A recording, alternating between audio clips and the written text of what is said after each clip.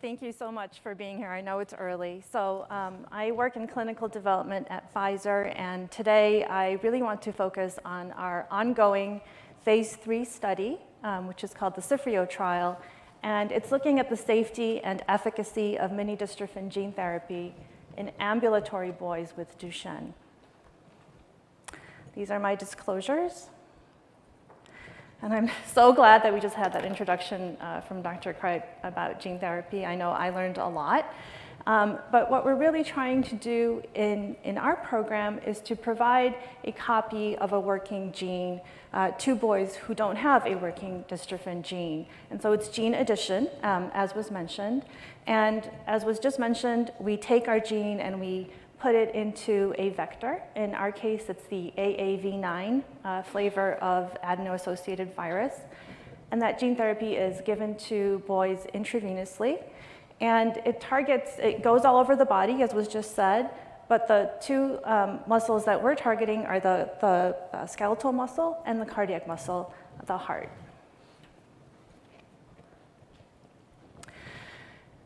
This is just a cartoon of what our mini-dystrophin looks like. If you want to focus on the bottom part of the slide, you see full-length dystrophin, which we all said is just too large to put into an AAV vector. And then at the very bottom, you see our Pfizer mini-dystrophin or truncated dystrophin. And you can see there's a considerable segment of that gene missing, but the two ends are intact. So the amino and the carboxy terminals are intact.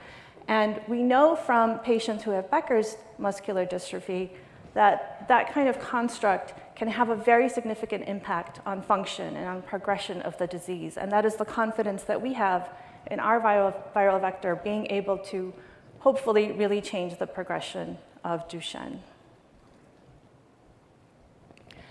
So I want to talk about our study. And I'm happy to say that we are now enrolling in the United States. So the study has been ongoing in Europe, and just recently we are opening sites in the US.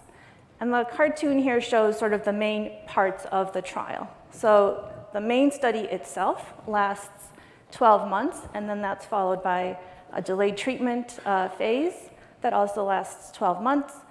And then we have a long-term follow-up that can last between 3 to 4 years. At the beginning of the trial, boys are randomized into one of two groups or cohorts. And cohort 1 boys are boys who will receive our drug therapy from the get-go. They will get it on day 1 of the trial after screening, whereas boys who are randomized to cohort 2 will get a placebo. And then 12 months goes by, we assess our primary endpoint, and then there's a delayed treatment phase, and at that point, any boy who's already gotten the gene therapy will get a placebo, whereas boys who've gotten placebo, as long as they remain eligible, will receive gene therapy. And as you can see from the slide, we are aiming to enroll approximately 100 participants in the study. So a little bit more about the first 2 years of the trial.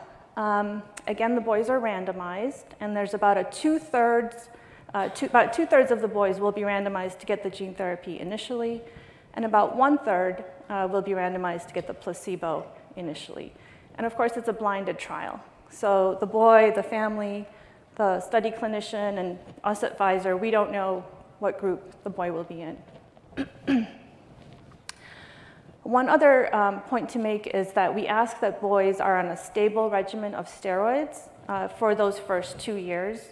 And the reason we ask that is that we know that steroids can change our functional assessments, and so we really want to sort of take away any potential confounders so that any effect that we see, we can be confident can be attributed to our gene therapy and not to any steroid changes.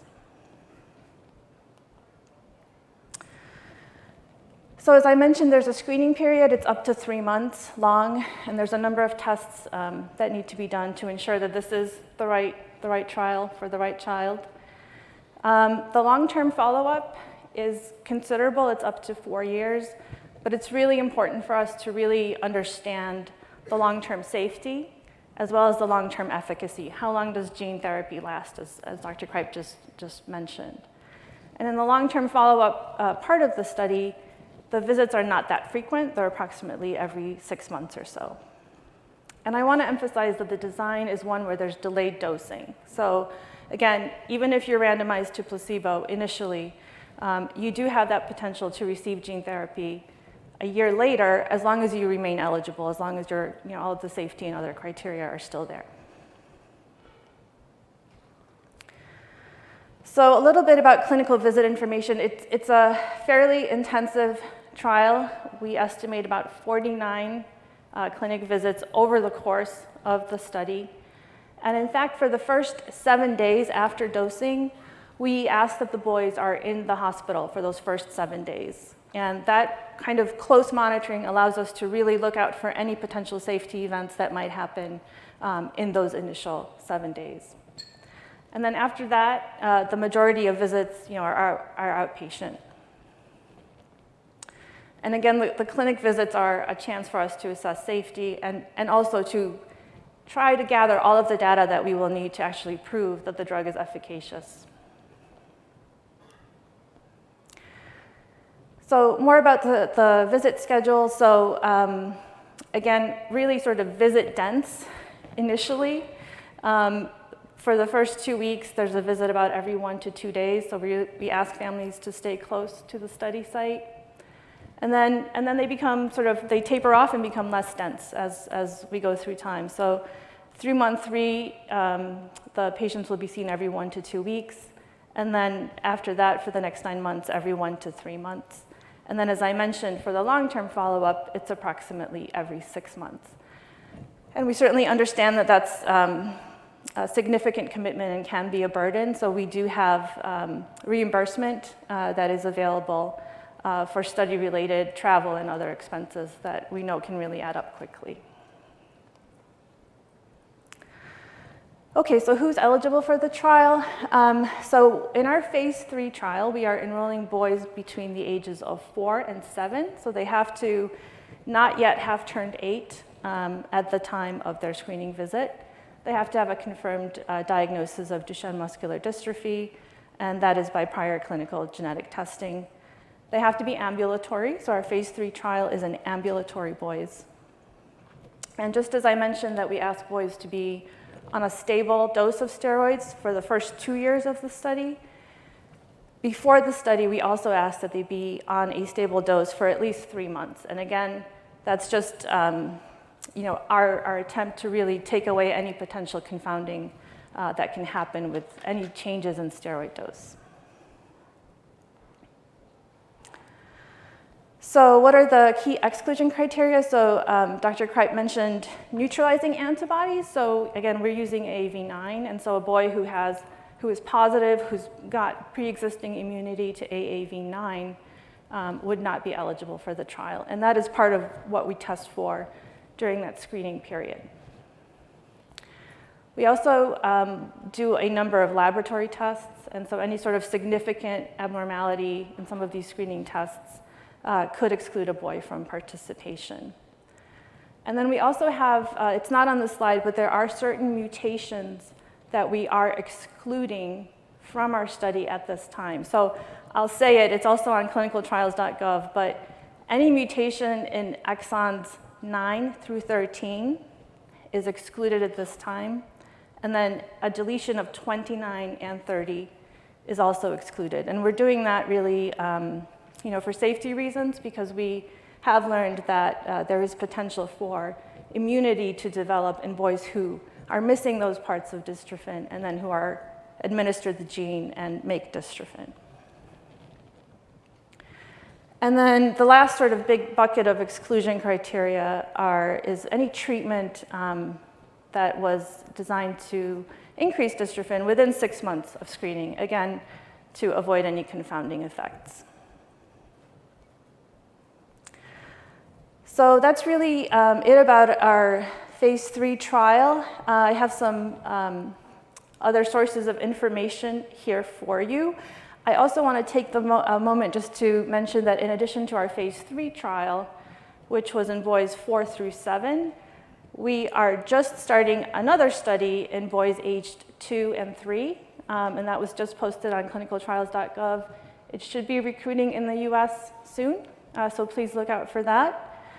And then in addition to sort of these sources of information, I want to point out Nicolas Carrier. There's Nicolas, he's in the back over there. He is our Senior Director for Patient Advocacy. So if you have questions about the trial, Nicolas is your man, and of course I'm here as well. So please find one of us, and we're happy to help. And sincerest thanks to everyone, and especially for the opportunity to be here this morning and to present our study. Thank you. We're going to we'll hold questions until the end, so Okay. we don't cut into the next speaker's time. So next up, we're going to go by the order that's actually on the printed list, not on the app. The printed list was the original one. Thank you, Kasia. So next up is Teji Singh from Sarepta. And again, when you're done, please take a seat on the stage. Well, thank you very much for inviting us here, and it's a pleasure. This is my disclosure. Basically, I am an employee of Sarepta. Also, just want to point out that what I'm discussing is SRP-9001, or Duchenne Dystrophin gene moxipiravac, which is a big word, so I'm just going to use 9001. And this is a therapy that's not been approved by any regulatory agency, so any statements I'm making is what we believe it to be. So Sarepta has a lot of experience in Duchenne's, over 20 programs that we have, 14 in the RNA space, 4 in gene therapy, 2 in gene editing, over 10 plus years of research. And all of this research is sort of now coming into play we're working with our partners with Roche. So in 2019, we partnered with them to license and develop SRP-9001. The reason for this is it gives us access to get to more patients quicker and globally. In terms of SRP-9001, we've already discussed all the elements of a gene therapy, so I'm going to go through what we did specifically for our program, how we selected our transgene, our promoter, and our vector. And as pointed out in the keynote speak, these are important determinants of the safety and the efficacy of a therapy. So they improve, or they really influence the profile of the drug that you're giving. And then, as I mentioned today, it's experimentation that we've done over 20 years, including with Dr. Mendel's lab and nationwide, that led to the formation of SRP-9001. So, starting with the transgene, this is that blueprint. This is the engine. Our engine, obviously, is for the SRP-9001 dystrophin. Our promoter is MHCK7, or heavy myosin creatine kinase 7, which is really, really targeted to turn on this specific transgene in muscles. And our vector, the reason that we picked RH74 or AAV-RH74 is it gets to the tissues of interest. For us, it's the skeletal muscle, including the diaphragm and the cardiac muscle. So starting with the vector, why did we go with RH74? Well, a couple of reasons. Like I mentioned, the key reason is it gets to the target cells that we wanted to get to. So specifically the skeletal muscle, diaphragm, and the heart. It also has a low existing pre-existing natural antibodies or immunogenicity to the vector itself, and that may be driven from the fact that it's a non-human source. This is isolated from rhesus monkey, hence the RH, and then that leads to potentially lower pre-existing endemic antibodies within the human population.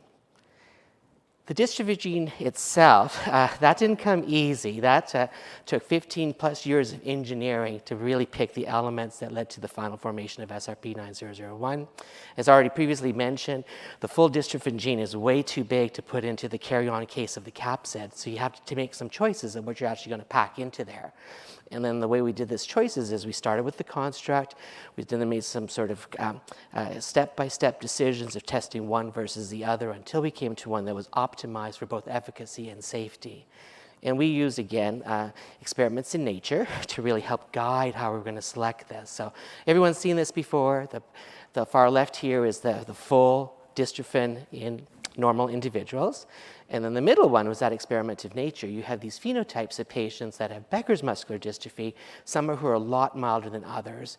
And very similar to others, when we looked at this patient that was 61 years old and still ambulatory with very little sort of other sort of phenotypic expression, that was the template or the blueprint of how we started to formulate SRP-9001. And then on the far right here, that's basically our construct relative to this phenotype. This was not easy work. It took a lot of time. Again, I mentioned 15 plus years. This is a little bit of a busy slide, but the way you basically start is you take the full length, and you can't package that in. You make some selections, and you do different combinations of those selections, and then you test them in animal models in the lab. So what we do in the animal models, we use both wild type, which is our control, and then you use the MDX mouse model. And with the MDX mouse model, you can then assess both for safety, which is the first thing, and then also efficacy, so amount of muscle force and production, distribution to various tissues. And then what I've done here is just kind of highlight that very top highlighted red box at the top on the right. That's our construct. And on the left is some of the efficacy data that we generated to show that it was, of all the constructs we tested, the most superior in terms of force production and time production, like over time. So very, very far, that A box, the box red is the construct, and the very, very far one on the left, that black box, that's the normal wild type. So pretty much close to the normal wild type. We're not 100%. This is not a wild type. It's not complete return, but it performs very close to the wild type phenotype. So how do we make choices of what you want to keep? Like I mentioned, those experiments, you do those experiments over time until you get something that's suitable that you can package into your AAV. And then you try and keep elements there that you know are going to lead to functional restoration of the ability or the function of that dystrophin. So what we did with our shortened dystrophin is once we had these animal experiments all done, we then, again, obviously continue testing them in different animal models. And then the selections that we end up with here are key elements that lead to sort of binding. So dystrophin is basically a shock absorber or an anchor and chain are the ones that bind to the sternocleidomastoid lemma, those spectrum repeats that bind to the actin skeleton inside. So it hooks on one side, that's the N-terminus, and then binds on the other side to the DAP complex, so the cysteine-rich regions. And then that kind of leads to the performance of function. And once we had this, then we took that into the clinic. And then what did we do in the clinic? Well, this is our clinical snapshot of the studies that we have ongoing right now. I just want to quickly set up, there's some in blue and some in purple.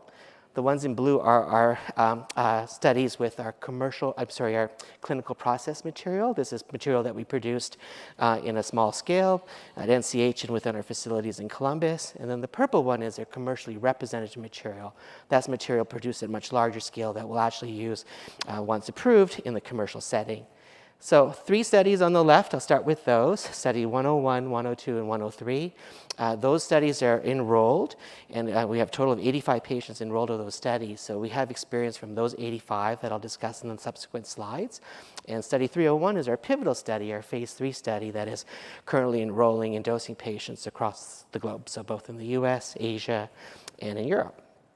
So what did we learn from 101? 101 was our first study in humans, so it was there to show that you could safely give the drug to humans without too many consequences, and we proved that you could do that. Figured out from that study as well how to give the drug. Also showed that you had clear expression. So not only could you give it, it actually did something. It led to expression of the protein of interest. So we were able to produce that or prove that with our biopsies. And that study now is out into its 4th year. So these patients have all completed out to phase 3. And then following them long term, we looked at their functional improvement. And then functionally, we have longer term data there now. It's just 4 patients, but these patients have all performed better than expected by their external control that we matched to and over the natural history that we know from other people's work of what patients should be doing. 102 was started while 101 was still ongoing long term, and then basically we used the dose we figured out in 101 to take into 102, which was our placebo-controlled trial. That was 41 patients randomized 1-to-1 to placebo or active in first part of the study. In the second part, they crossed over. We were able to show in study 102 that you did actually have functional improvement over placebo. Now, overall, it wasn't statistically significant, but in a subset that we pre-specified, we clearly saw a statistical difference. And then in part 2, when we looked at the crossover patients, and this is presented elsewhere, we actually saw that the overall population, including the population that wasn't significant in part 1, was actually significant against external control. We took the lessons learned from 101, 102 to help design our phase 3 study in terms of entry criteria, duration, endpoints, steroid regimen, etc. And then in between that 103 study, while study 102, which is still ongoing in follow-up now, we actually started this one with a commercial process material to show that we could similar results for expression with commercial process as with our clinical grade material. So that study has 4 cohorts. It has a cohort of 4 to 8, 4 just under 8. Same study population as 301 and 102. Plus, we studied a cohort of older ambulatory boys, a cohort of non-ambulatory boys, and a cohort of patients aged 3 to 4 to get a little bit more spectrum.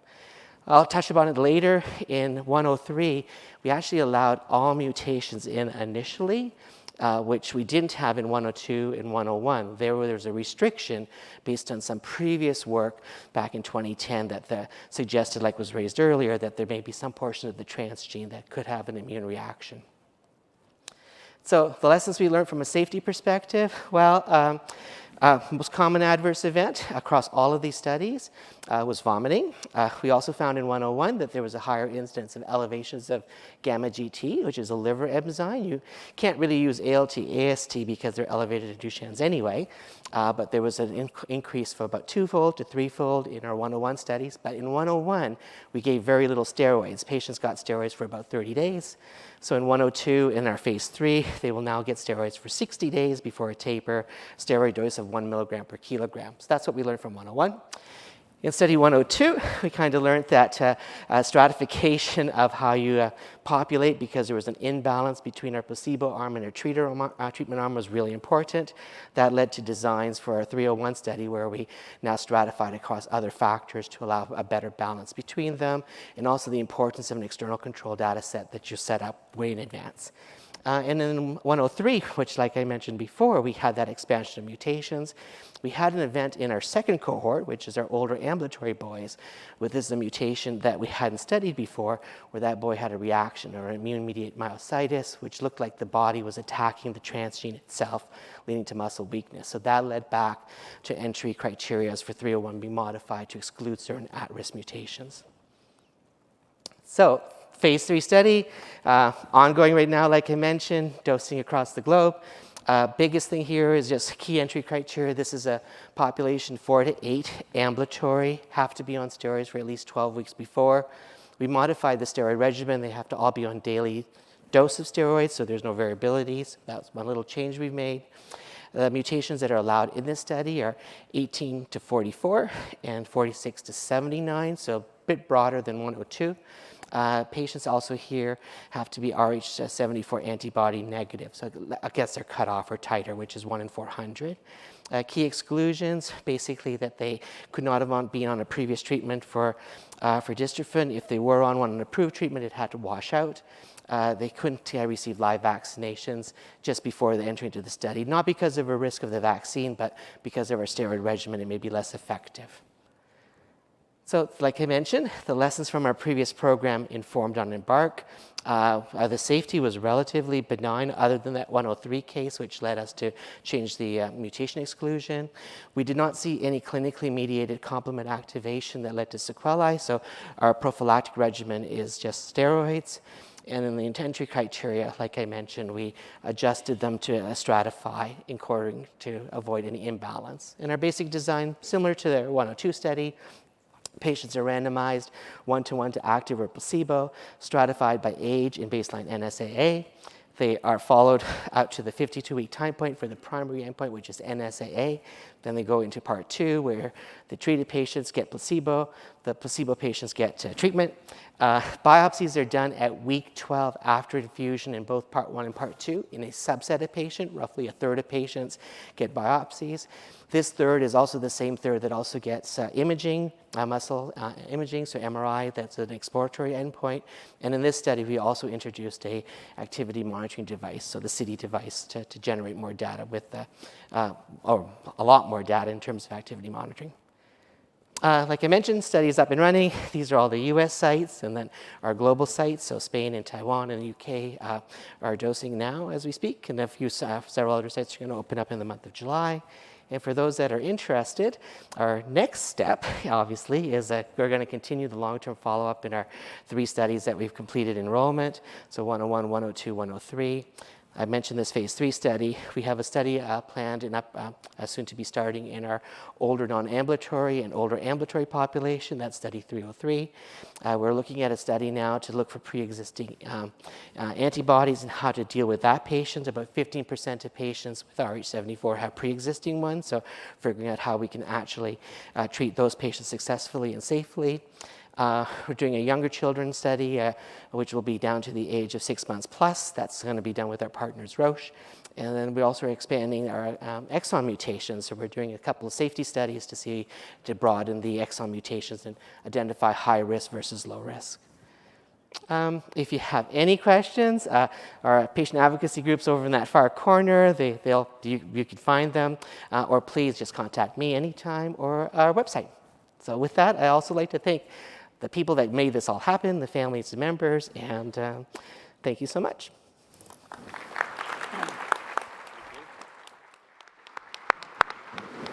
And now we'll have kind of a pre-recorded presentation since Dr. Flanigan wasn't able to make it here in person. And thank you both for staying on time.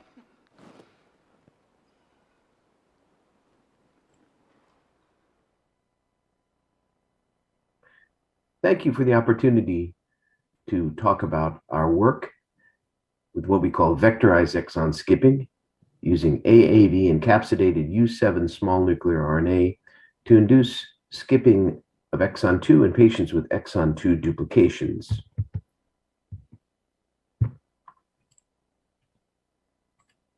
These are my disclosures.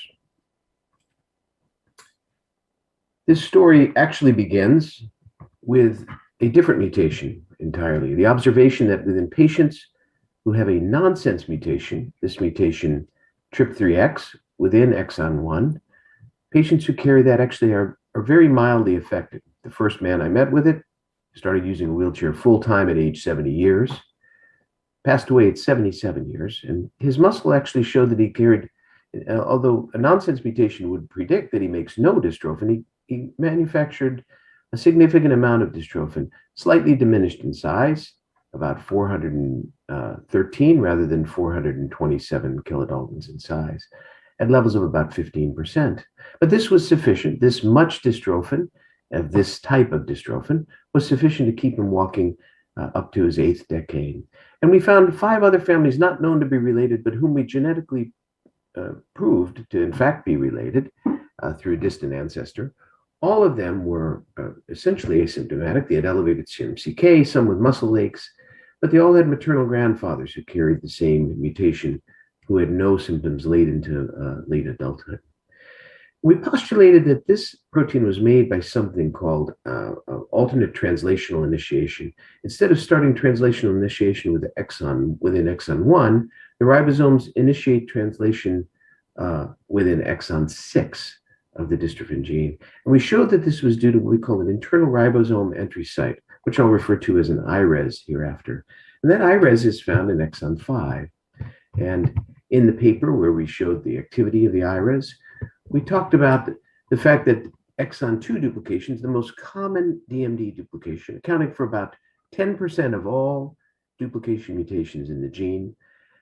Exon 2 duplications induce a frame shift, and with that loss of frame shift, they could conceivably make use of the IRES downstream to reinitiate translation, but don't seem to, because all of those boys have what look like DMD.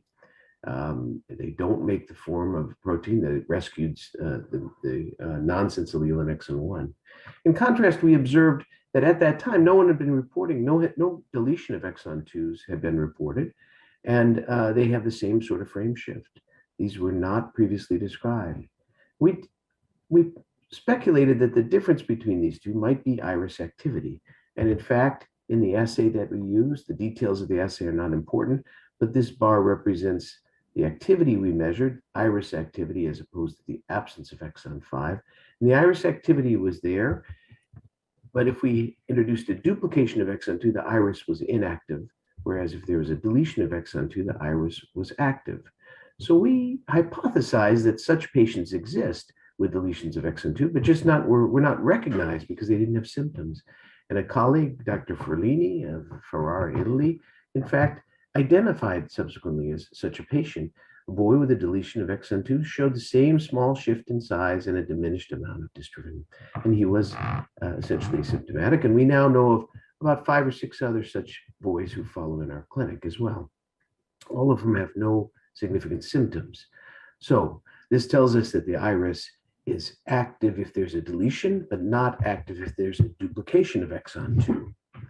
Why is this important? It means if we try to skip exon 2, if we skip a single copy, we actually have wild type normal dystrophin. And if we skip 2 copies, we can make use of this iris and make a protein that's as functional as the man I discussed walking to 70 years old.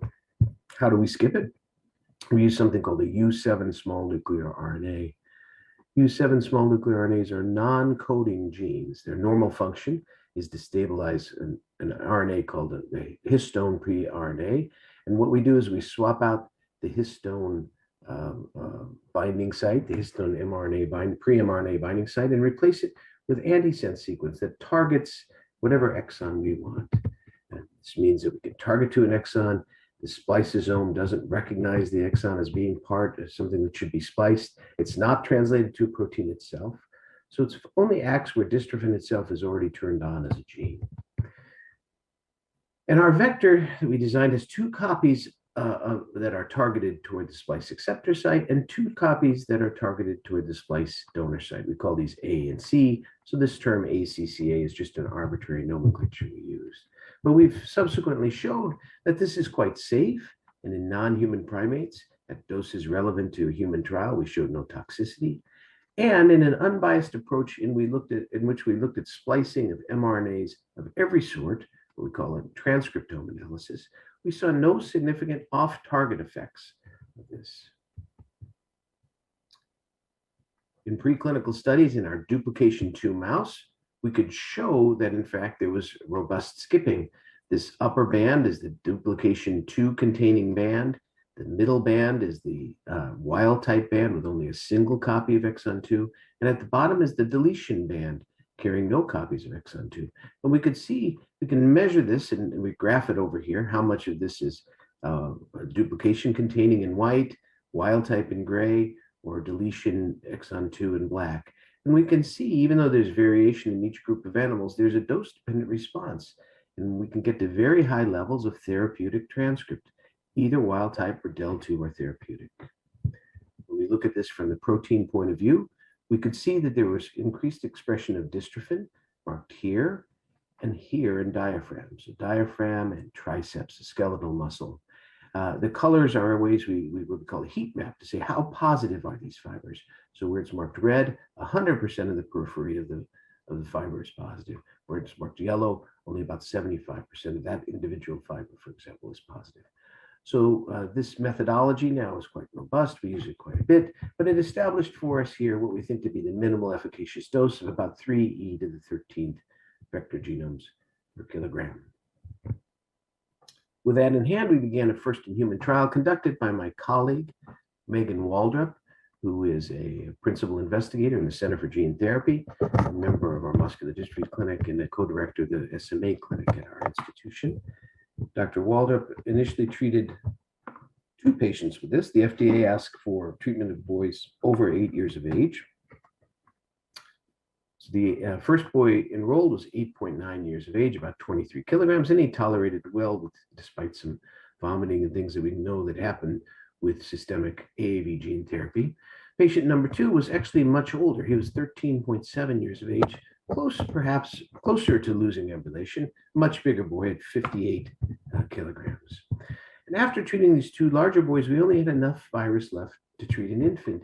And an infant came to our clinic, presented to clinic at 5 months of age. And after discussing with the FDA and our data safety board, we agreed to treat him at 7 months of age. He was treated with the same dose of 3e to the 13th vector genomes per kilogram. This graph shows in blue and red what we often think of as liver function tests, what are transaminase tests, and the third transaminase that's only released from liver. The first 2, AST and ALT, are actually released as from muscle as well. So just like CK, they're elevated in boys with Duchenne muscular dystrophy. Many parents are aware of this. There are, for example, parents for whom AST and ALT are the tests that bring them to a doctor's attention, after which a CK is tested. But these values generally mirror serum CK, although we do follow them and we do expect them sometimes to spike here, as we see from treatment with systemic AAV gene therapy. But in both cases, they trended quite a bit down, including in the infant, much lower at 6 months out. And this mirrors exactly what we see in the CK, which is even more impressive from the point of view of neuromuscular doctors. CK in the boy number 1 was at 13.5 thousand, and it came down to 500, a drop that we just don't see in 9-year-old boys with Duchenne, although he remains quite active 2 years out, and it's up to about 5,000. In the second boy, who had much less muscle mass remaining, was about 5,000 when he started, but he also dropped by 90% to about 500 at 60 days out, and he remains at the level of about 1,400, 1,500 at the end of 24 months. The third subject, the infant, we can't account for variation because of activity, because he was not ambulant when this started, and he went from 13,000 dropping to 560 at 30 days, and at 6 months was less than 1,000. So he stayed quite low, sustained at 6 months of age. And we'll see him in just a couple of months for additional tests. These are 2 measures of function. This is percent predicted time for walking 100 meters in comparison to boys without Duchenne, matched by age and size. And we can see that the first subject actually gained a little bit, did a little bit better at the end of 24 months. The second subject, although it still remains ambulant, lost some in comparison to boys with Duchenne. I'm sorry, boys without Duchenne at the same age. As we would expect, this shows progression of the disease in an older boy. As does the 4-stair climb. Again, shows a decline in his function measured by an increase in speed, increase in time, that it takes to do. Whereas the first boy, the younger one, did somewhat better over the same time. Both remain ambulant, which is important. Now, when we look at what we engage with for the target, the DMD exon 2 skipping, this is the same representation of how much skipping we have. White represents the mRNA that contains exon 2 duplicated. Gray represents one copy of exon 2, and black represents no copies of exon 2, the deleted one. And again, we remember that both of these colors represent our therapeutic version of the transcript. And we can see engagement with about skipping of about 20% at 3 months, coming down a little bit in the older boy, much less engagement we see in the oldest boy. But we were unprepared then for what we saw in the infant, in whom we saw at the only biopsy point we have at the moment, we see 100% skipping, a value that we repeated in duplicate and show again. So really, a really different pattern in the infant than we see in the older boys. When we look at protein, this is a representation of the protein here in the graph form that we see above. These are multiple graphs with a curve placed on each one to try in order to establish the amount. This was work done in the laboratory of Michael Lawler at Medical College of Wisconsin.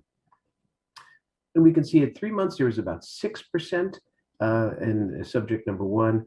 In 12 months, there was about 7%. We don't really think there's this much variation. These are different muscles that were sampled, and there's probably variation in muscle sampling, as we all know when we do dystrophin analysis. The older boy had an increase, although the increase was not as significant as we had hoped, to about 1.5%, doesn't reach significance. What's really striking is in the infant. And in the infant, there is levels of 70% amounts of normal dystrophin. This is quite extraordinary, 70%. That's the mean of 2 measures, 59% and 81% here. This is really quite striking. Even more striking, perhaps, is the distribution. Here we see, this is dystrophin staining here. Above it is spectrin, just to outline the muscle fibers. And then we see dystrophin staining itself. These are insets from the pictures at the top row.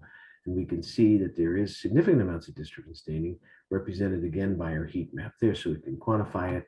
And what we can say is the percentage of dystrophin positive fibers after biopsy was measured between a range of 64% down to 26%, or 44% at 12 months. So really quite sustained amounts of dystrophin, even though the overall levels are about 6 to 7% of normal.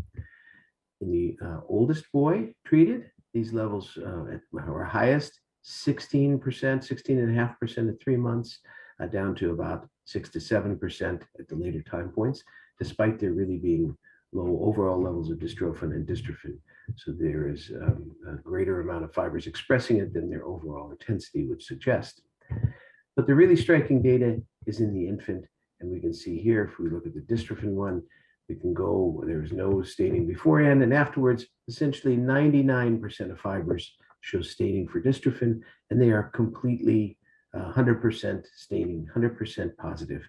Their entire circumference is surrounded by this.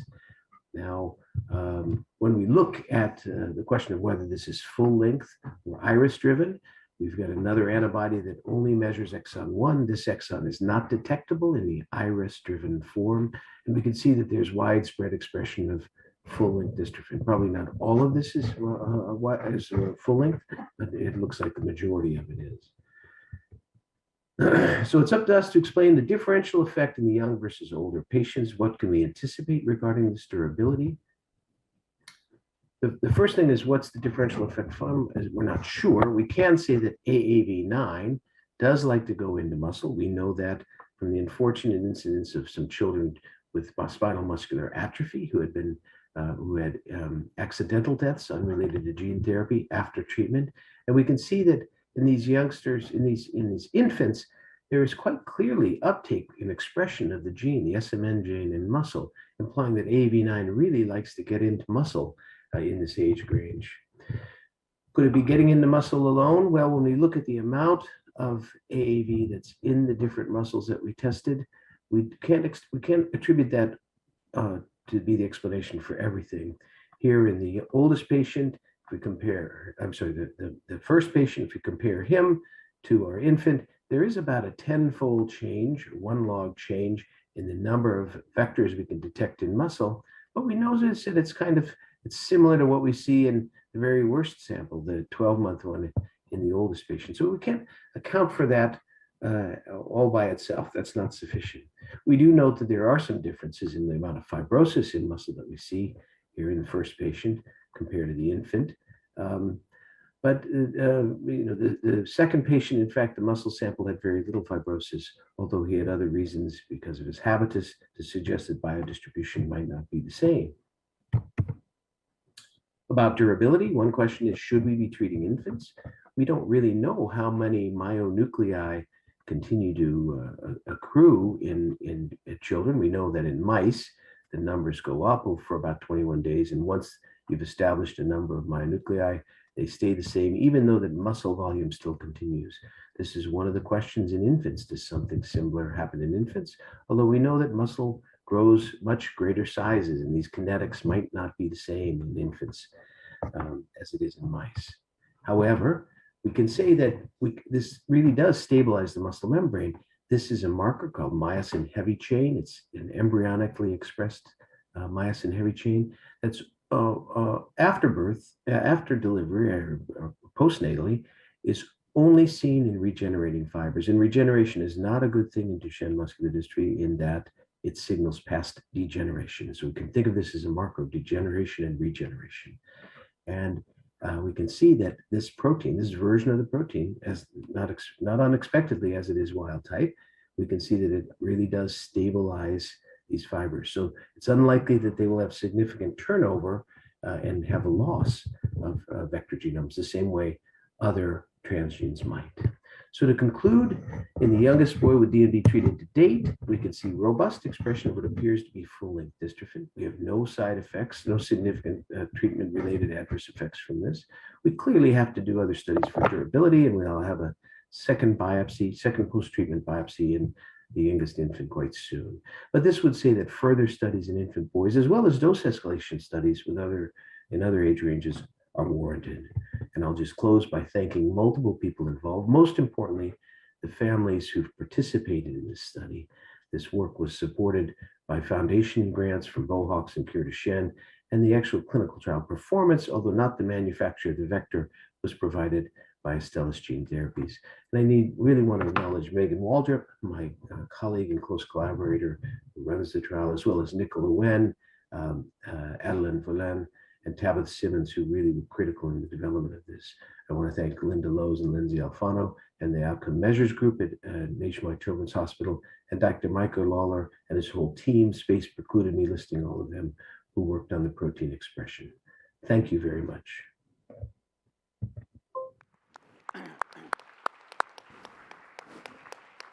Unfortunately, we won't be able to ask Dr. Flanigan questions, but that was remarkable work. So next up is Carl Morris from Solid Biosciences.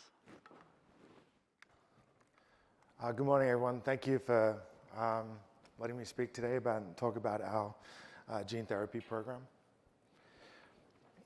Typical thing. This has been talked about a little bit, and so I'll just sort of put our take on it. Dystrophin's huge. It doesn't really fit in the AAV vector. So Jeff Chamberlain spent a lot of time figuring out what little bits and pieces were sort of necessary, required to still maintain the functionality of the full-length dystrophin. And so he identified certain regions that were necessary, and then sort of put together a number of different constructs and tested them over and over again to ensure that. And then more recently, Dongchen Guan found that this R16, R17, if you look down the bottom, region is supposed to bind nNOS, which is neuronal nitric oxide synthase. And so when that's there, it actually enables the localization of this protein, nNOS, which then produces nitric oxide that can then go out and increase blood flow in and around the muscle. So the thinking of this was that if there's a little bit of functional ischemia in Duchenne, there's a lot of fatigue, and so if we can sort of help that in any way, shape, or form, it would be a good thing. And so building that construct and testing that construct is what we spent several years doing, and with support and help from Dongchen and Jeff. And so we did dog models, we did mouse models that I presented here previously, and found that it seemed to really sort of be a functional surrogate for the full-length protein. So we decided to move forward and move into the clinic. And so we had a clinical trial called Ignite DMD.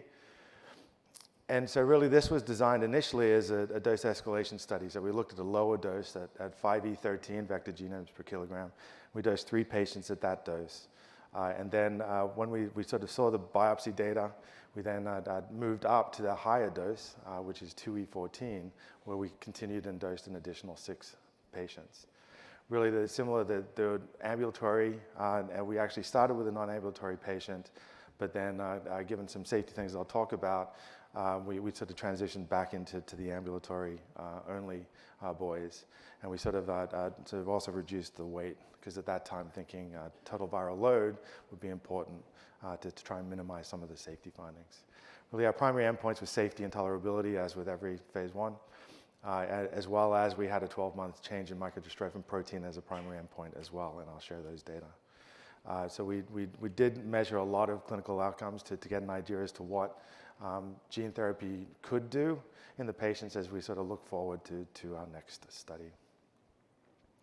So here's highlighting the biopsy data, and due to COVID, we actually, in some ways, got lucky because of delayed visits. We could actually get longer-term biopsies, and so one of those ended up being at 24 months, and similar to what Kevin just shared, we are getting sustained expression. So just sort of running through this, at the 2e14 dose in patients 4 through 9, we were able to see reasonable levels of microdystrophin in both positive fibers, so that's the immunofluorescence shown down the bottom, as well as in a Western blot assay that we used and qualified, again, with Mike Lawler at MCW. And we have this BLQ, below level of quantitation, which means that we can't actually tell you what a number is below 5%. So even if it's 4.9%, we can't say it's 4.9% because it's out of the range of the assay. It's just one of those things that we have to deal with. So the BLQ, so even in the patient, there's detectable levels, but that we just can't provide a number. And so this is out to 24 months now, and we're seeing consistent expression in those 3 patients. And now we're waiting for the additional patients, 7, 8, and 9, to come through. Importantly, as shown down the bottom, is that we actually get localization of microdystrophin to the membrane. The beta-sarcoglycan sort of comes along for the ride. It's one of those binding partners in the dystrophin complex. So it comes along and it is also co-localized. And again, with our construct, we wanted to see whether we could actually get localization, good localization of nNOS, and then also is it active. And so here that's sort of highlighting that there's actually activity, there's enzymatic activity from the nNOS at that location, which is very promising. So now looking at the clinical data, again, this is in 3 patients and out to 2 years now. And importantly, the average age of the patients was about 8.5 years at dosing. So now they're sort of now 10.5 years of age. And if you just sort of look across, and I'll sort of walk through it a bit, but when you look across, you can just see that the blue lines are generally consistent and stable. And that's sort of a very promising thing that we're seeing here. And what we're highlighting really is sort of up in the top left. It's a 6-minute walk test, and still the 4 patients on average remain above baseline. And when you look at the dotted line, which is sort of a natural history assessment, we're getting a nice separation between what the general decline is in this age group. We had a couple of patients that were as controls, and you can see again that we're sort of above that. Dropping down to the bottom, you can see the North Star. We have about a 1.5 point drop at the 2-year time point, but again, that's sort of better than what's normally observed at patients at these age.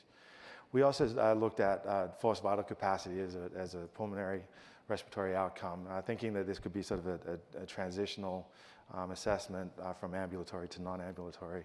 And here highlighting just in forced vital capacity, percent predicted. Again, we're consistently above what would be anticipated at about a 5% drop per year. We're above that in those patients. And then finally, how the patients and the parents perceiving the outcomes. And again, in this global function assessment in the PODCI, we are sort of still looking positive. So it's promising, it's hopeful, it's very early. We're waiting on collecting more data. And then looking forward to moving to the next steps of the program.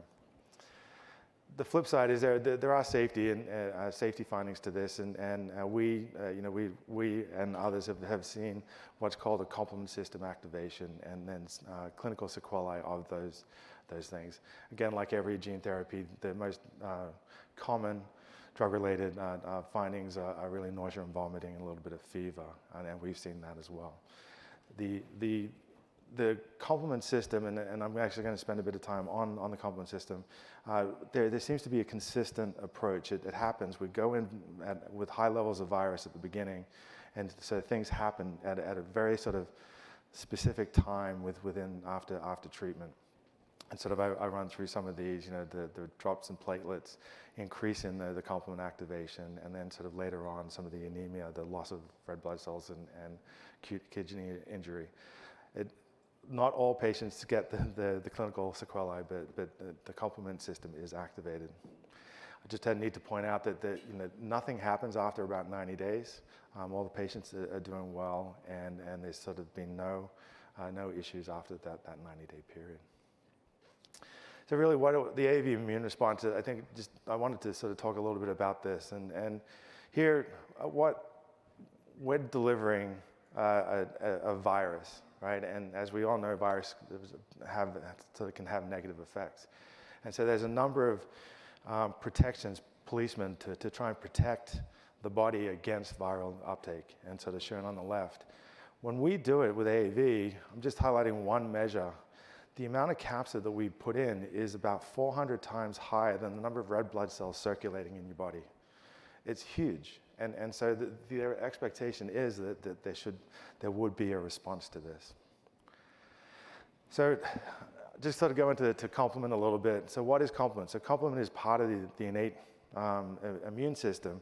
And there's a lot of proteins that are just produced and released and float around in the blood, sort of just hanging out in an inactive form, and sort of monitoring to make sure if something happens, they're ready to go. So then when you get bacteria or a virus or an injury, the complement system is then activated, and which is fine, which is good, which is what sort of it normally happens. It activates, it clears the problem, and then it just sort of goes back into its inactive state. The issue is when you sort of get this sort of pathological response, it goes from the physiological to a pathological overactivation, and that's when we run into some issues. So how do we think the sort of complement system is activated after AAV? So there's 3 pathways, and it gets very complicated, so we'll just sort of highlight the classical pathway. Really, there are 3 independent things that are needed for this. The first one is sort of the complement component. So they're always there, they're floating around, as I just mentioned, normally inactive. You then put an antigen in, so we put in a whole bunch of AAV capsid, and so that goes in there. So that's now sort of potentially stimulating the complement components. So in the classical pathway, you also need antibodies. And so the antibodies, if the antibodies are present, the complement's present, and the antigen's present, you then get something called the antigen-antibody complex that can then sort of activate the complement system and then sort of induce this what's called membrane attack complex. So one of the things we measure is it's soluble C5b9 as a surrogate for that membrane attack complex, because we don't actually look at what is happening on the tissue generally. So how can we look at this without sort of dosing kids all the time? So we actually set up an in vitro system, again, getting those 3 components together. So you take some blood, and you put the antibodies in, and then you put in your antigen, and you look and see what happens. And so that's sort of how we built it out. So now what we've been able to show is with AAV9, AAV8 capsids, full and empties and all different variations, when you have antibody there, you can see there's a dose response in antibody to the complement system is dose responsive to antibody levels as well as to viral levels. And so we're able to now use this system to identify what sort of can go on. We've now built it out. We've taken seropositive. We've collected samples from a number of different subjects and looked at seropositive patients. So we're looking at what's the threshold necessary to initiate this activation. We can look at inhibitors. So when we put in a surrogate inhibitor of the complement system, we can show that we don't get the activation. So this is really sort of a system that we, and I'm sure others are doing the same thing, can start exploring to try and figure out how best to sort of manage some of these things. And so that's how we really have to start thinking about is what's the mitigation strategy. I mean, you heard there's sort of different approaches being taken here. And so again, we have to think about dropping the antibodies, inhibiting the complement system. We sort of need the antigen, so that's a little bit difficult, but can we get improved capsids that we reduce load, or can we hide them, or can we just enhance viral transduction to actually limit that load? The second part would be to think about, there are other complement inhibitors coming through. There's C3, which is a little bit higher up in that big cascade on the right-hand side versus C5.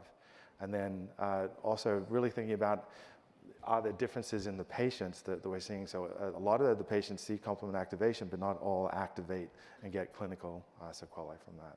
So we have to think, are there other factors that we're not really thinking about right now that could come into play?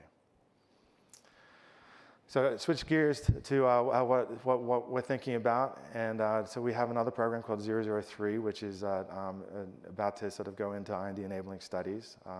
It's really out of work internally to build a novel capsid, and we're taking advantage of the microdystrophin construct that we already have and putting it into this new capsid, which we hope will have an enhanced tropism to muscle. And so just a very busy slide with a whole bunch of data and pretty pictures. You see here that versus AAV9, the novel capsid that we have seems to be better. So on the left-hand side, you see in muscle cells, there's enhanced transduction and expression of microdystrophin.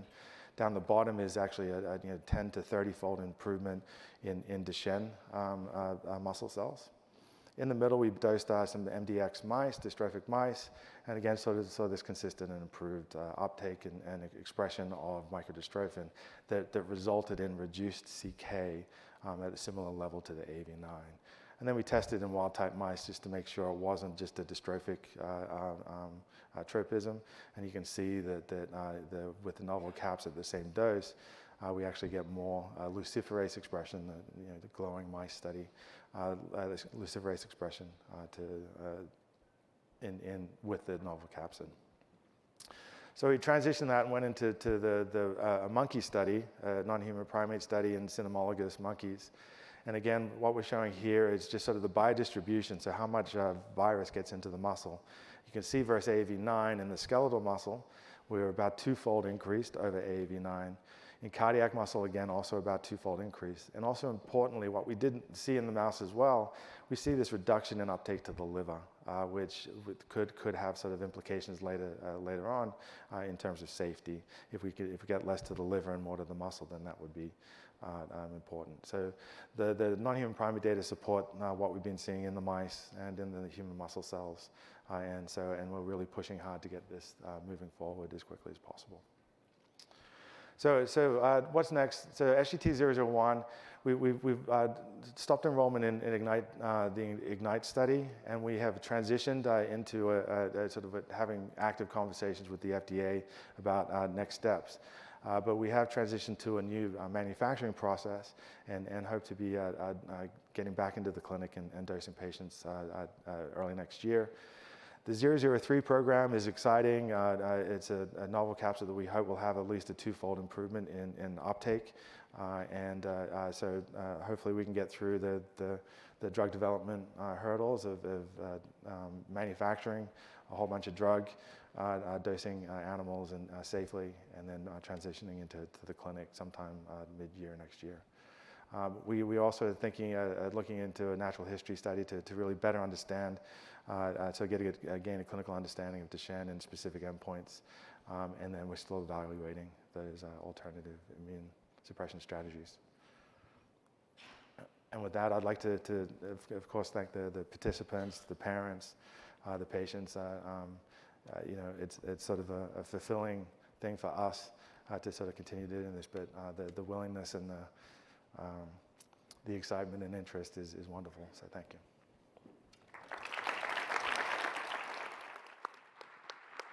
Thank you, Carl. And now for the final presentation of this session, for Jahannaz Dastgir from Regenxbio with an up-and-coming new trial.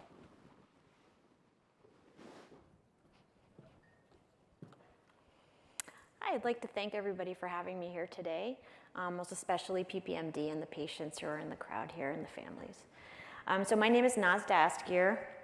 I'm the clinical development lead of the DMD program at Regenxbio.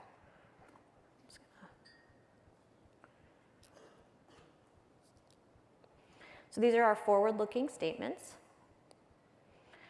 So Regenxbio, we're based in Rockville, Maryland. We have a main goal of seeking to improve lives through the curative potential of gene therapy. So obviously very exciting. We're so excited to be a part of this crowd here. We are a leader in AAV gene therapy with exclusive rights to the NAV technology platform. And we have a broad internal pipeline across multiple therapeutic areas, including Duchenne muscular dystrophy, but others as well. And we have end-to-end capabilities from research through clinical development and through commercial-ready manufacturing. And we have a proprietary AAV manufacturing program called NAV Express. It's a platform, and we just opened up our own manufacturing facility in Rockville.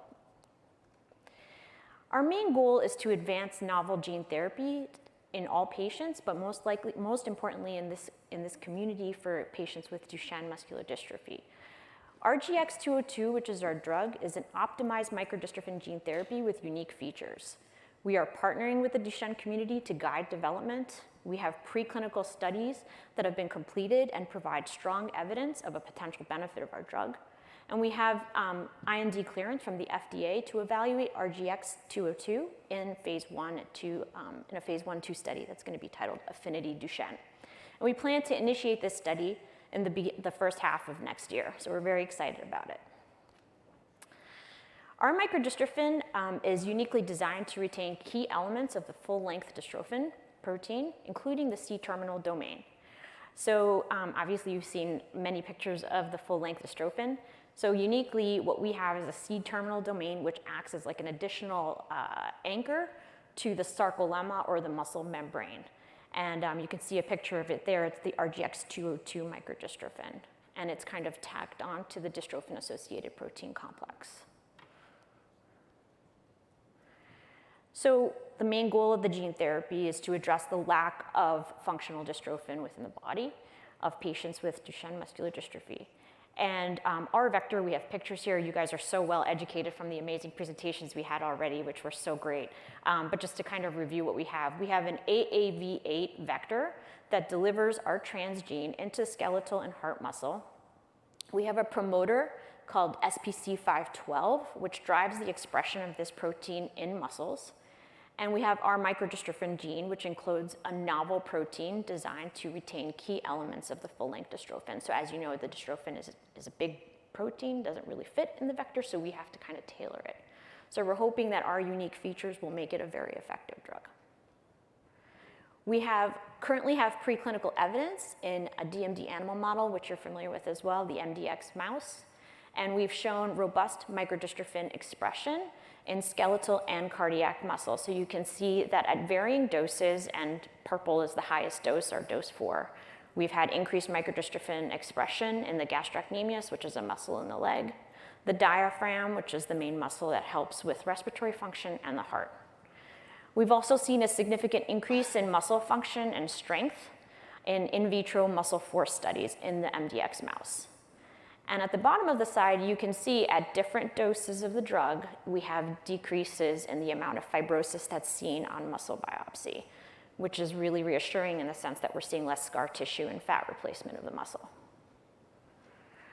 So our phase 1/2 study, also again known as Affinity Duchenne, the startup is underway. We have a very excited team. We're fully dedicated to everybody here. And we anticipate initiation of dosing in the first half of 2023. So we have optimized RGX-202, as I mentioned before. We have preclinical IND-enabling activities that have been in place. And where we are right now is in the orange arrow, where we're about to get ready to dose patients in the first half of next year. So our trial overview, just to kind of give you an idea of where we're at and what we're planning. This is going to be an open-label, multi-center study to evaluate the safety, tolerability, and efficacy of a one-time dose of RGX-202 in boys with Duchenne muscular dystrophy. So the age group is going to be boys between 4 to 11 years of age. They need to be ambulatory. We have to have specific gene mutations that exist, mainly from, as was noted with different companies as well, just from like a safety standpoint. We have to have patients that have no antibodies to the AAV8 capsid, and we will have some additional criteria as well. Key outcome measures will definitely be safety to make sure it's very safe and well tolerated. As we know with gene therapy overall, the complement activation and immune response is concerning. We want to measure microdystrophin protein levels in the muscle as measured by biopsy. We're going to be doing skeletal and cardiac MRI studies, and we're going to be testing strength and function with the North Star ambulatory assessment and other timed function tests. So in summary, RGX-202 is an optimized microdystrophin gene therapy with unique features, and we are fully engaged and a partner with you in this effort, and we're so excited to be a part of like a force that's going forward to end Duchenne. We have preclinical studies that give us a lot of hope that we're going to have strong evidence of potential benefit in our human studies. And we're going to be moving forward in the first half of 2023 with our study, Affinity Duchenne. Thank you, everybody, for having us here today. We're very proud to be a part of this. And if you have any questions, you can reach us at duchenne@regenxbio.com or visit our website. Thank you.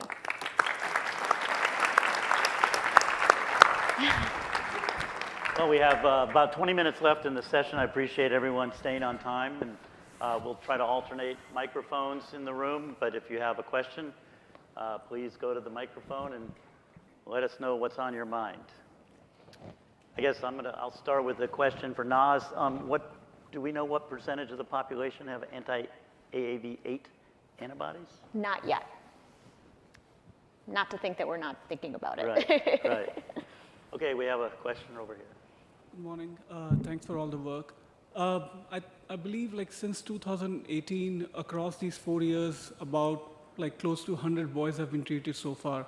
So I was wondering like what do we know today about long-term steroid usage after gene therapy treatment? Like, do you feel it's necessary? And if it's necessary, what sort of like dosing regimen do you see in your patients? And like, do you feel that it's playing any sort of like active role in tapering the immune system to make sure that it doesn't attack the relatively newly produced protein from the transgene. If every panelist could comment on that, that would be great. Thank you. Guess that would be for Teji or Carl. Sure, I can start. So there's two types of steroid regimens. These boys, because they have DMD for our studies, they're actually on their stable DMD steroids before they run in because we do not want to interfere with the functional results. That regimen continues in our particular phase 2 study out to 2 years for that second crossover. Then after year 2, depending on the investigator's opinion, he's allowed to taper that steroid. So some of the boys actually have been tapered because they're doing well and they don't like the side effects of their DMD dose. The second portion is there's a steroid regimen that we bump up right before the infusion, the day of, and then for us now it's 60 days, but it was 30. That's actually just temporary bump up for an immune suppression. We haven't had to bump up patients after about 60 to 70 days. There's 1 or 2 cases where there was persistence, so they had to go back on for a short period, but really nobody after 6 months needed a bump up. So I don't know if that fully addresses it, but we will have some data in year 3 now from our 1 or 2 of the boys that actually have tapered off for their own reasons with their PI. So you're asking about, like, could we taper, now the kids are on gene therapy for a long time, could we taper off completely? Right. I'm talking more long term, like after 1, 2, 3 years, like what do you see the usage of steroids after this treatment? It's a good question.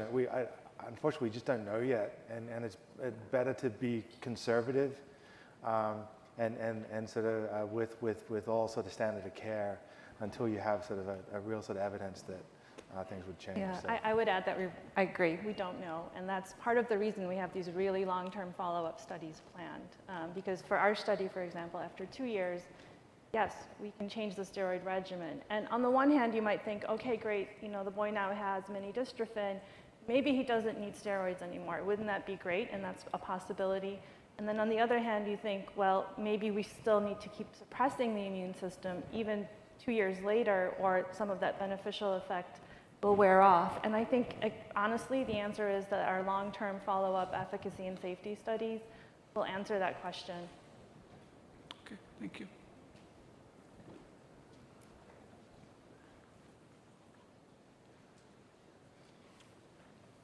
Okay, I have two questions.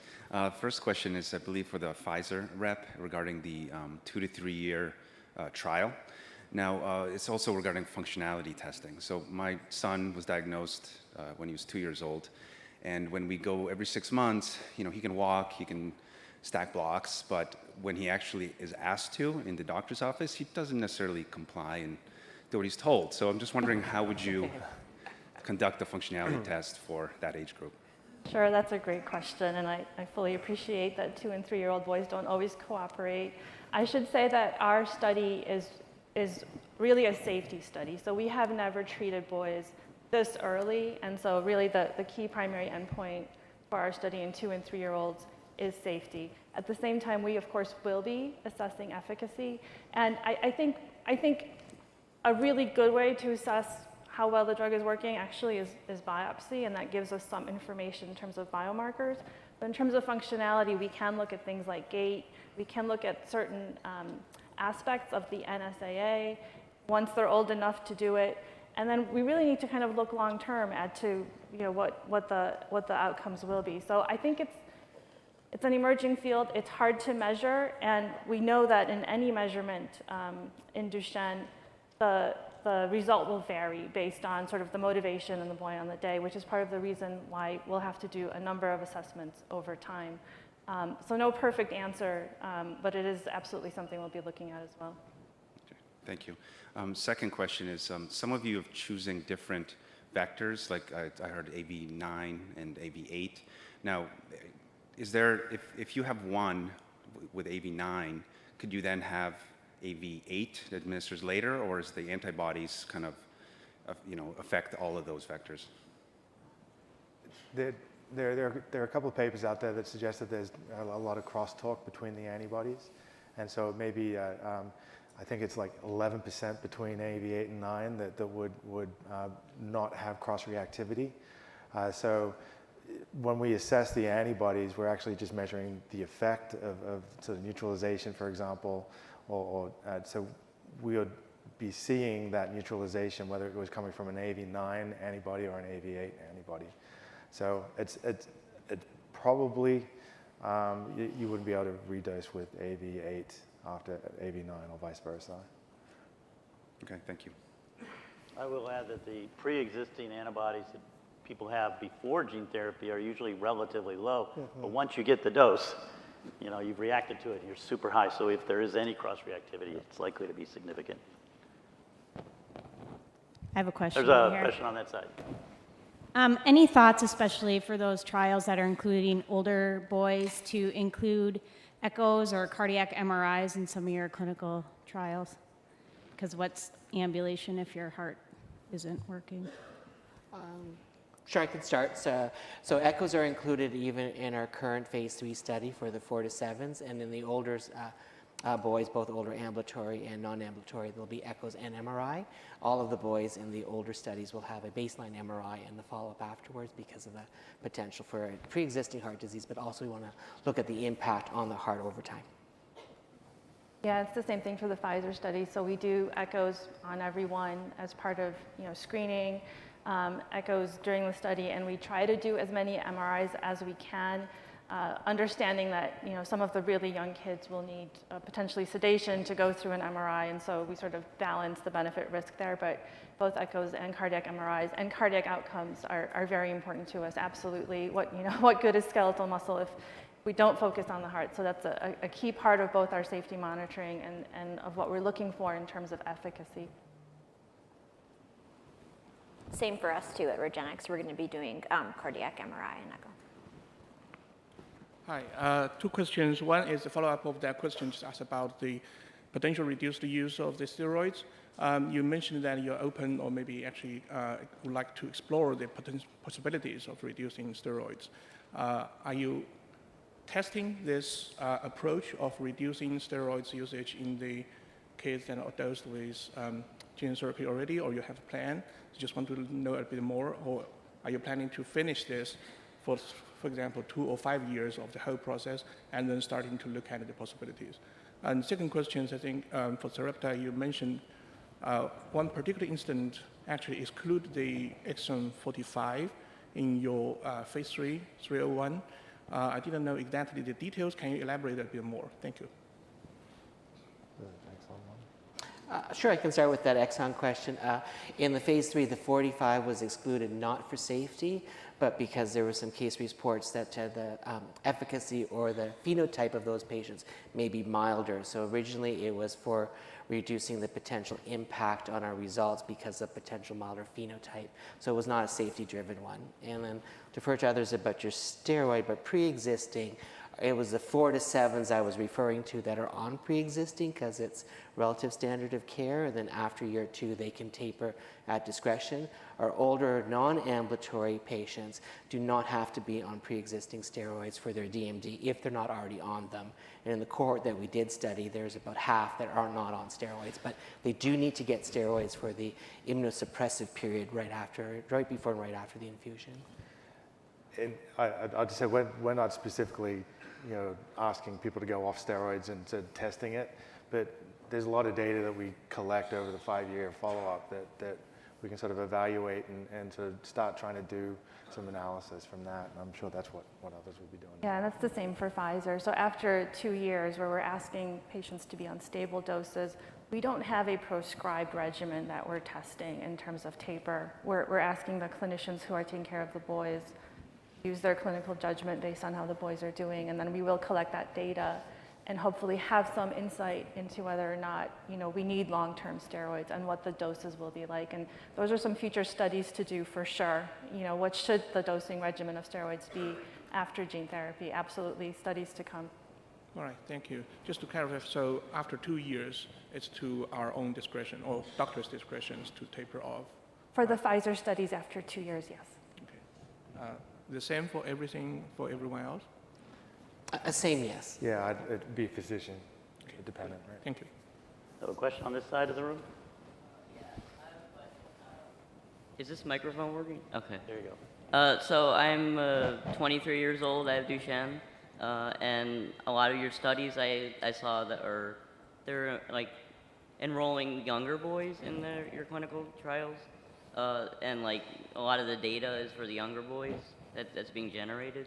So how is a non-ambulatory person with like a later stage of the disease, like how should we understand like the data that's coming from the ambulatory studies, and like are there studies in the works for people that are non-ambulatory? Great question.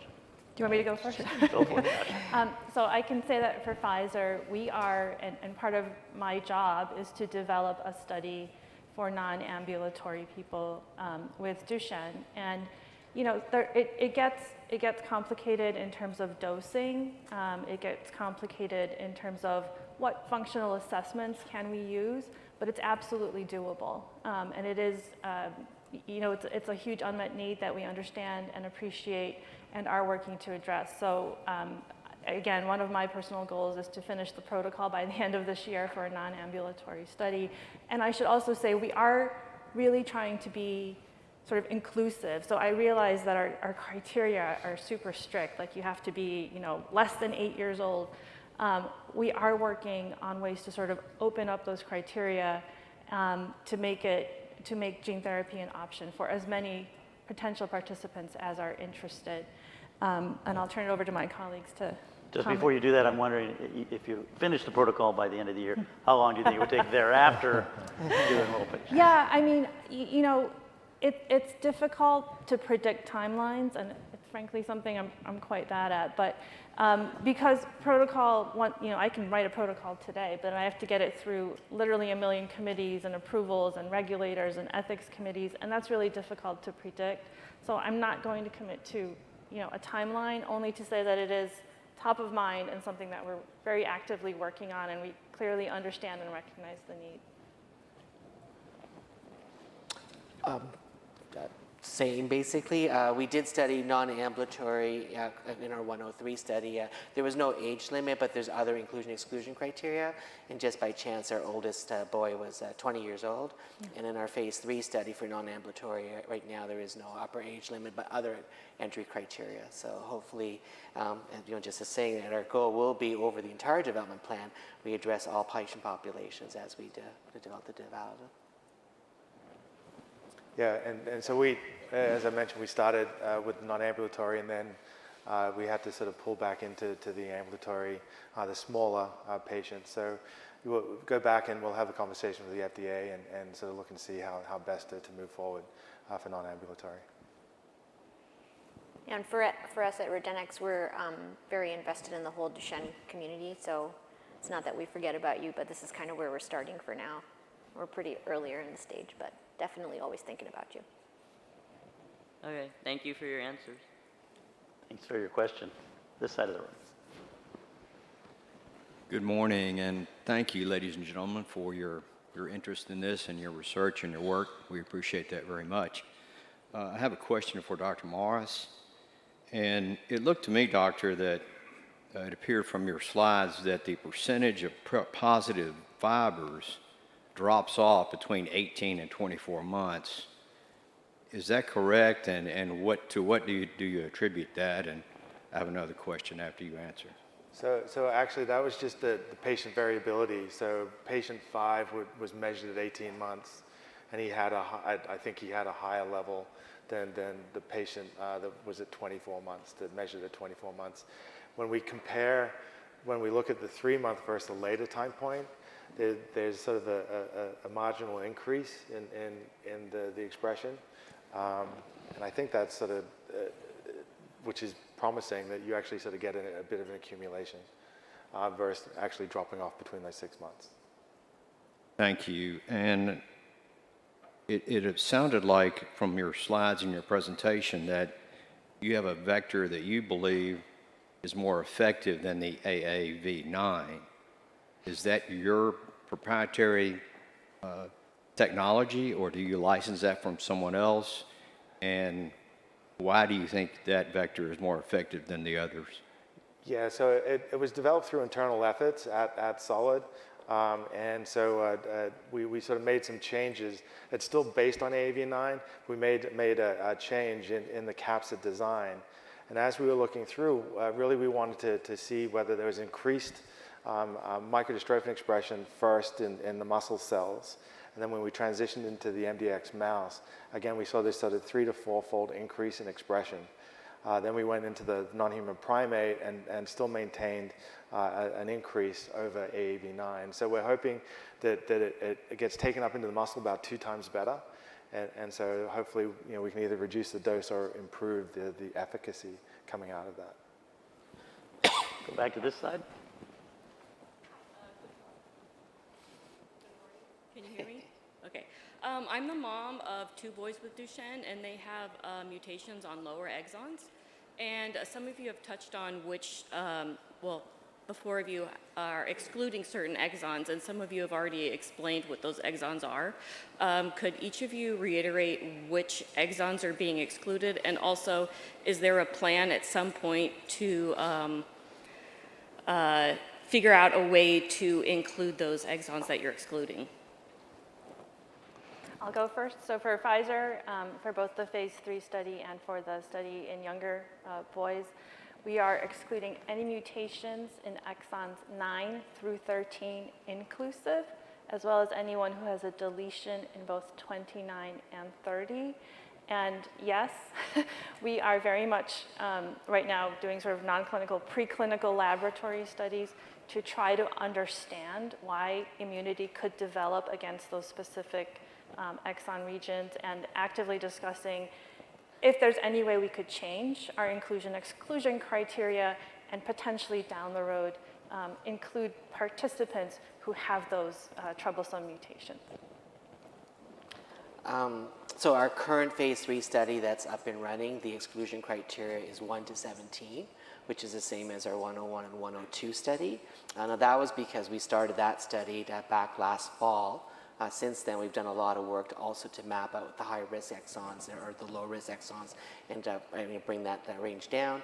The plan is to do a 1B study to study these other mutations in that 1 to 17 range to really understand if there's an issue or not issue, and then we revise the potential, either not this protocol, but that's because we hope that phase 3 is done by then, but our future studies going forward to guide those in our instructions. Yeah, I actually want to just point out first that the 4 companies, so the 3 of us here and then Genathon, actually came together and we've been sitting together for months now, like going through the data, like sharing data and looking at this, and it's been a wonderful approach to things, very collaborative, and so I think it's really important to point that out, and Carsten Bonneman and Francesco really sort of drove it for us. So, and we sort of have through that figured out, the regions, and like Pfizer, we're sort of probably going to be, we haven't sort of defined it yet, but we're probably going to be limiting 8 to 13, which is sort of what our construct, and we may also have to exclude patients that have the NMOS binding domain, so out at about, I keep forgetting it, I should know this, about 45, exon 45-ish, just to be sure that there's nothing, there's protection and being conservative. And we also do plan on excluding some exons, but we're actually still in the process of finalizing it. Thank you. We have time for one more question. We'll take it from this side. Hi. I was just wondering, I think most of the trials used North Star as the functional endpoint. And so I was just wondering, I think there's been a shift between like the 6-minute walk test to maybe looking at other things. So I was wondering if maybe you could talk about, your decision on using that as a primary endpoint for your trials. And then also, as we look at the results from these trials, how should we interpret clinical benefit versus statistical significance? Like, do you think in every case, if you get a statistically significant result, will that actually translate to, a clinically meaningful, benefit for a patient? I'm not sure I fully heard the question, actually. Did other? So I think the endpoint that we use is the North Star, Yep. based on both regulatory feedback and other reasons. We don't actually use 6-minute walk test in our phase 3 study. We use a 100-meter, but the endpoint is the North Star. We were also asked to define what would be a clinically important difference. So that's the delta that we set to benchmarked against steroids. So we have to have both clinically meaningful and, of course, statistically robust results. So we would expect both.